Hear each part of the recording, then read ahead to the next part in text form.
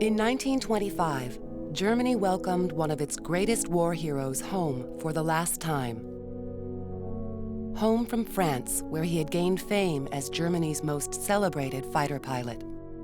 And home to an honored resting place in the fatherland he had flown and died for 7 years earlier at the height of World War I. But his state funeral marked more than his death.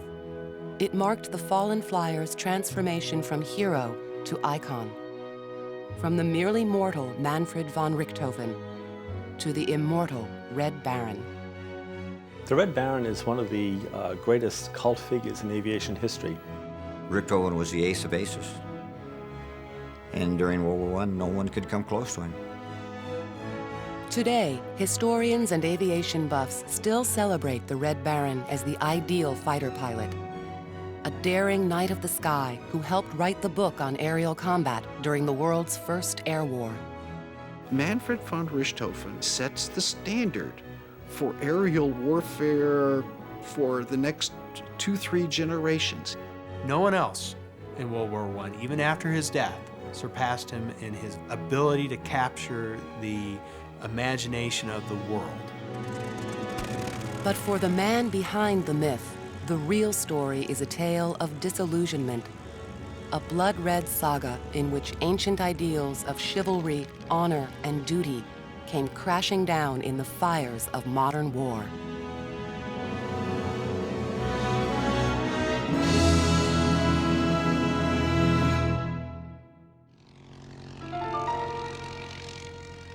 On April 20th, 1918, German fighter pilot Manfred von Richthofen reached a milestone in his remarkable career.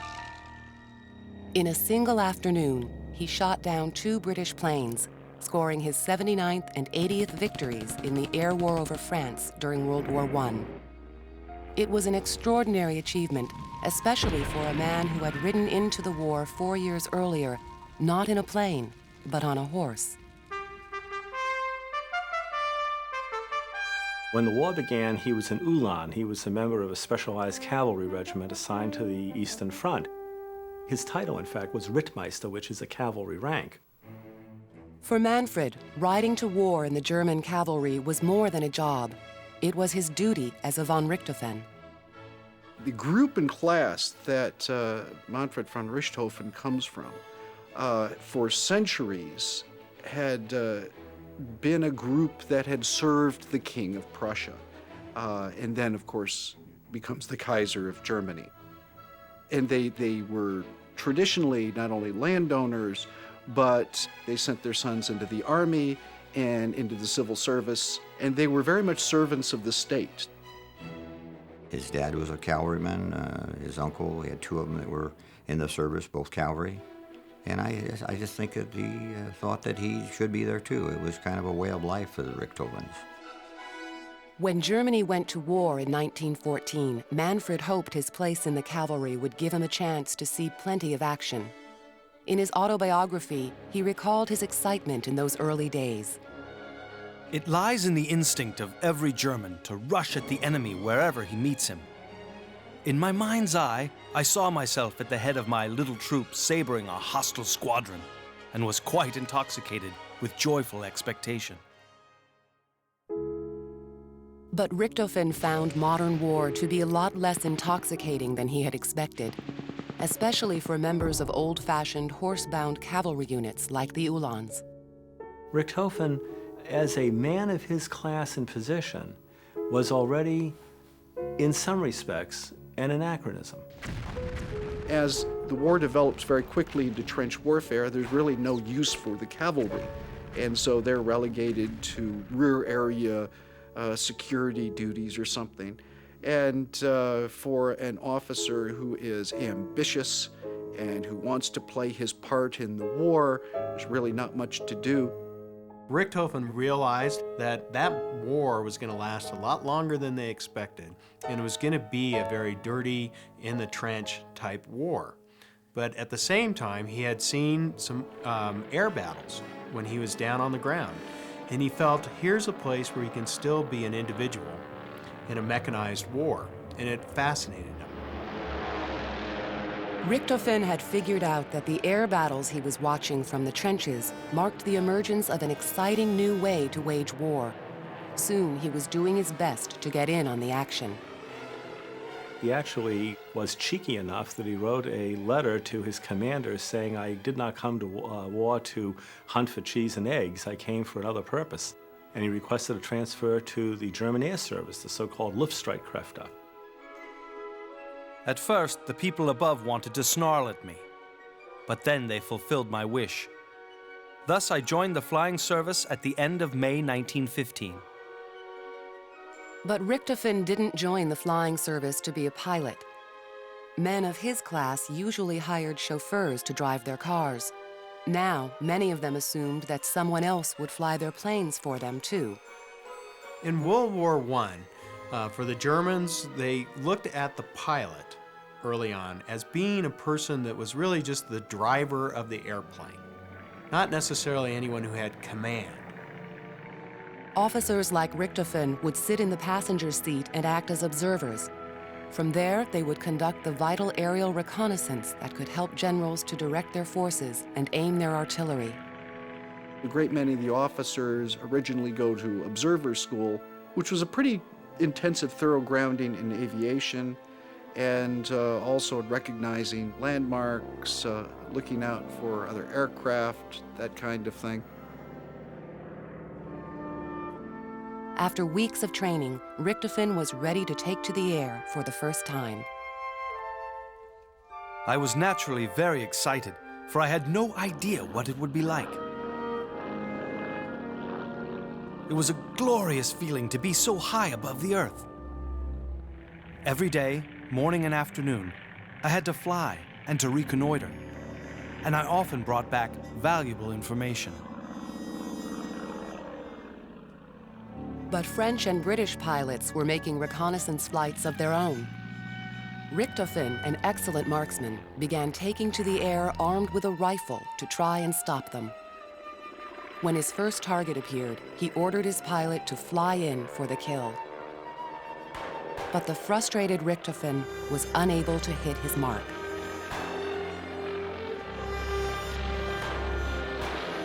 And what he realizes is that he is the observer, doesn't have the control to actually set himself up for the shot.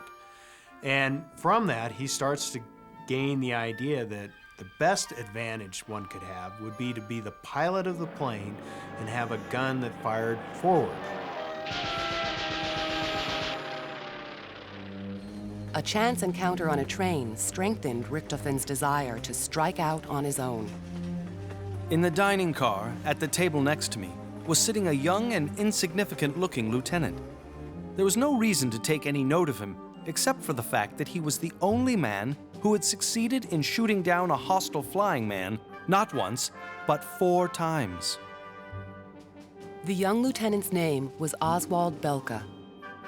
Belka's 4 victories had already made him one of the most famous men in Europe. Richthofen was eager to learn the secret of his success. Richthofen had asked him, "How is it that you actually managed to shoot down these airplanes?" And Belka answered him basically very offhandedly, "Well, I simply fly toward the fellow and close on him, and then I shoot him down." But there was obviously much more to it. Richthofen was determined to follow Belka's example. But first, he had to learn how to fly. Many pilots actually come to their skills with an almost athletic, innate sense of flying. And the interesting thing about Richthofen is that actually he did not have that. Flying for him was not necessarily easy. He proved a difficult pupil, and he proved early on in his career a difficult pilot. But as time went on, he developed those innate skills of airmanship that when you coupled it with the one great attribute he had, which was this driving desire to engage the enemy, the two came together and made him a very lethal weapon for the German Air Service in the First World War. Richthofen wouldn't have to wait long to put his new skills to use. Thanks to a surprise visit one morning from the young hero he had met on the train, Oswald Belka. Somebody knocked at my door, and before me stood the great man. I never imagined that he came to ask me to become his pupil. At last, My greatest wish was fulfilled. From now onwards began the finest time of my life. On September 1st, 1916, Richthofen joined Belka's new squadron. On September 17th, he brought down his first enemy plane. I gave a short series of shots with my machine gun. Suddenly, I nearly yelled with joy, for the propeller of the enemy machine had stopped turning. I had shot his engine to pieces. He shoots up a British observation plane, and it's a forced landing within German lines, and he flies down and he lands next to the aircraft. And he watches the German soldiers on the ground pull the dead observer out, and the pilot was badly wounded and shortly died. Captain Tom Rees and Lieutenant Lionel Morris had become Richthofen's first victims. Within 6 weeks, he could boast of bringing down 5 more planes and sending 6 more English aviators to their graves. But some of his joy faded when Oswald Belka was killed in a mid-air crash on October 28, 1916. Richthofen's sorrow only seemed to strengthen his resolve to live up to his mentor's example and to match or even exceed Belka's final tally of 40 victories in the air. He's eager to claim his kills, but he's in competition with Boldka and Boldka's memory. He's also in competition with the other top German pilots too, and with the Allied pilots. On January 4th, 1917, Richthofen brought down his 16th plane and killed his 19th enemy flyer. His reward was a medal he had longed for since his career began, the prestigious Pour le Mérite, awarded by the Kaiser himself.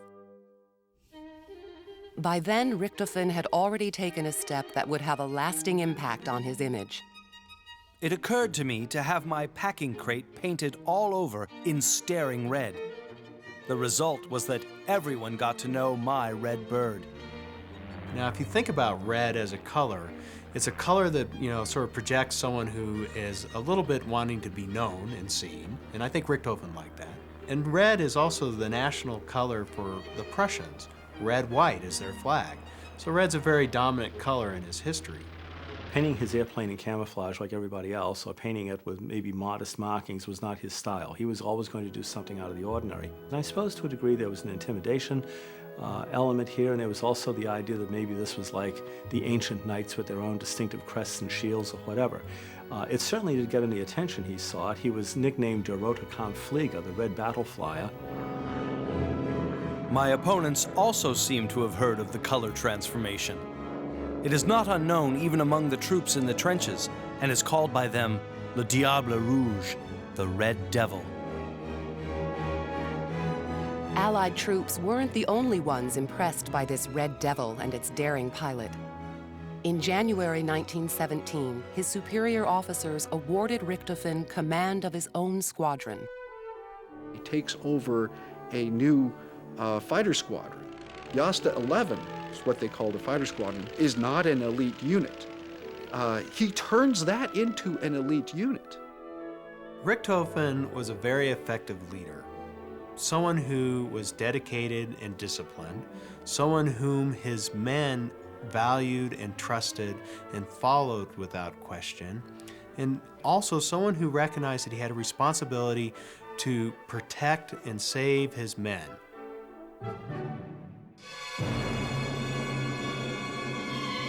But Richthofen's time as the leader of Jasta 11 was almost cut short. On March 6, 1917, a British pilot got the jump on the German ace. A burst of bullets sent Richthofen's red plane plummeting to earth. At the last minute, he managed to pull off a controlled crash landing on the German side of the lines. The cool Richthofen was unfazed. That afternoon, in a borrowed plane, he scored his 24th victory. By the end of March, his total had reached 31 planes downed, 37 enemy aviators killed and 11 taken captive. He approaches his job as a fighter pilot as a hunter. He puts himself high, he gets in position, and he comes down and he tries to take his enemy unawares. That's what a good hunter does, and that's what he tries to train his pilots to do. In April 1917, which is called Bloody April by the Royal Flying Corps, Jasta 11, commanded by Manfred von Richthofen, tallies up the highest score of any German squadron against the English. And that is quite attributable to Manfred's leadership. His men would score 89 kills during Bloody April alone, but no one could catch up with Richthofen. He made sure of that. Richthofen, over this time period, concentrated very much on running up his own high score and proves himself a highly efficient, ruthless practitioner of air warfare. When he went after you, he went after you to get you. He knew that he had to do that. That was his job, and it is a situation where it's either you kill or be killed, and he was very effective at it. And like most great hunters, Richthofen liked to take home trophies to remember his kills. After he had got his mark, why he would fly down and take some part of the airplane. He took everything, propellers, he took guns, he took insignias. You see these pictures of his trophy room, and you think, oh, that's kind of morbid and cold-blooded. But also, to gain an official victory, Richthofen had to prove that he shot down a plane. What more effective way than to cut a piece of fabric off this plane that he shot down, show that to his command, and confirm it? On April 13, 1917, Richthofen earned one of his most memorable souvenirs. He brought down his 41st plane and 2 more victims, finally surpassing Oswald Belka's record of 40 victories. Then, as though determined to prove he could outdo his mentor, Richthofen downed 2 more planes in the same afternoon. He had become the most famous ace in the war, with a little help from the German Army's propaganda office. The German General Staff will use Manfred von Richthofen and his victories in the press, and they will use this in propaganda, and they do send him around actually to other fronts and back to fatherland, and they make a great deal of him in the press, as they do a good many of the other pilots. And the German public, by the middle of the war, were starved for successes. There had not been many successes at all to point to. And Richthofen was in operation so long that there was a constant stream of successes and things that you could point to. He went from decoration to decoration. He went from kill to kill. Here was a man who made very, very good copy indeed. They built him up as the shining star of Germany, and I think he lived up to it every inch of the way, more so. Richthofen's legend got another boost when the German Army published his autobiography. He called it The Red Battle Flyer. Then, of course, having his name, being Baron, he was a Baron, and then tying the red on the front of it was really the English that put the name on him, the Red Baron, and that hung with him all the rest of the way through the war. By the middle of 1917, the newly crowned Red Baron had 57 victories to celebrate. But on the 6th of July, his story took a frightening turn. In the middle of an intense air battle, a bullet suddenly struck him behind the ear. And Richthofen falls through the air. Now, he's hit in the head, he's sort of knocked out, he comes to as he's falling. He can't see because his optic nerve is damaged in this situation, and he feels that he's gonna die. And I imagine that must be a pretty scary feeling, especially in an aircraft when you know you're falling and you cannot control it because you cannot see what you're doing. At the last minute, Richthofen's vision returned, and he wrestled his plane to the ground.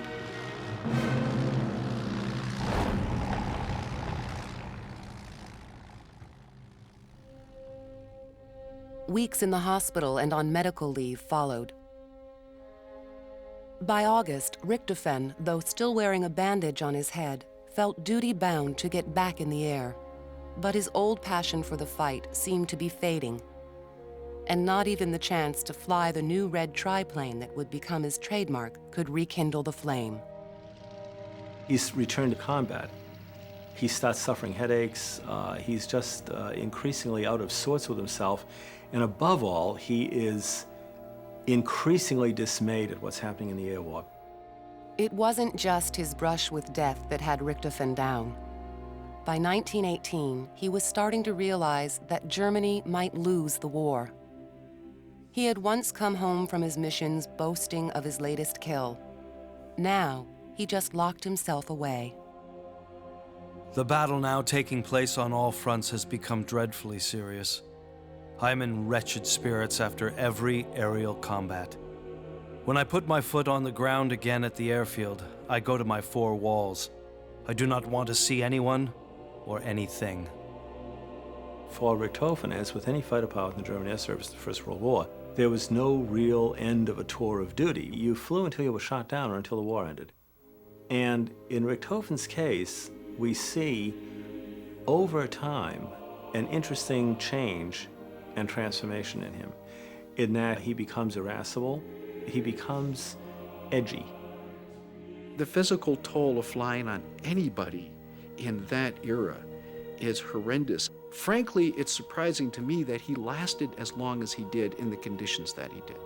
But you can tell by 1918, the later photographs of Manfred von Richthofen and a lot of the other top aces, these are men that are physically worn out. They are in terrible shape, some of them, and some of them were wounded several times and continue to get back up in the cockpit. The exhausted Richthofen downed his 75th plane on April 2nd, his 76th on the 6th, 77 and 78 on the 7th, 79 and 80 finally came on April 20th, 1918. By then, 91 Allied aviators had died under Richthofen's guns. On April 21st, he went looking for more, but once again, the hunter would become the prey. This is an immense battle going on. Richthofen's trying to shoot down a British plane. The Australians are down there having a battle, and they're trying to shoot down Richthofen. You know, it's war. Let's not forget that this is war. Suddenly, Richthofen's red triplane was hit and fell to the ground in what seemed to be another controlled landing, this time behind Allied lines. But when British soldiers reached the plane, Richthofen was already dead. A single shot to the chest had brought the seemingly invincible Red Baron down for the last time. He was less than 2 weeks shy of his 26th birthday.